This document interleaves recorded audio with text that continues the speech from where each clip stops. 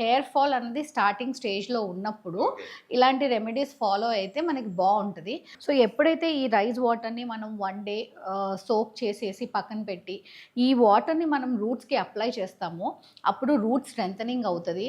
And అలాగే వచ్చేసి మన హెయిర్కి షైన్ వస్తుంది అండ్ హెయిర్ బ్రేకేజ్ అనేది కూడా తగ్గుతుంది అనమాట.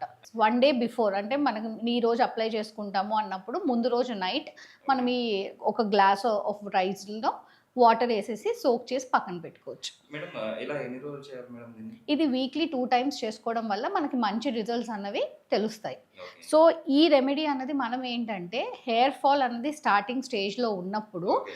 ఇలాంటి రెమెడీస్ ఫాలో అయితే మనకి బాగుంటుంది. లేదంటే ఒక 1 మంత్ ఇది ఫాలో అయ్యారు అయినా కూడా మీకు హెయిర్ ఫాల్ తగ్గట్లేదు, లేదు అంటే హెయిర్ ఫాల్ అనేది చాలా ఎక్కువగా ఉంది అని అనుకున్నప్పుడు ఒకసారి మీరు ఫిజిషియన్ని కన్సల్ట్ అయ్యి మనకి ట్రీట్మెంట్ అనేది రూట్ కాజ్ తెలుసుకొని దానికి correct method or correct treatment తీసుకోవడం వల్ల మనకి రిజల్ట్స్ అన్నవి కనిపిస్తాయి.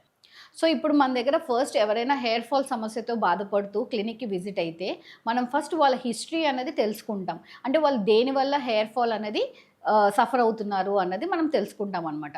సో ఆ తెలుసుకునే పద్ధతిలో మనం కొన్ని రొటీన్ ఇన్వెస్టిగేషన్స్ అలాగే రొటీన్ స్కాన్స్ వాళ్ళ ఫ్యామిలీ హిస్టరీ డీటెయిల్స్ అన్నీ తీసుకుంటాం. సో మనం కరెక్ట్ రూట్ కాజ్ తెలుసుకొని దానికి ట్రీట్మెంట్ ఇచ్చినట్టయితే కనుక సక్సెస్ఫుల్ రిజల్ట్స్ అనేవి ఉంటాయండి.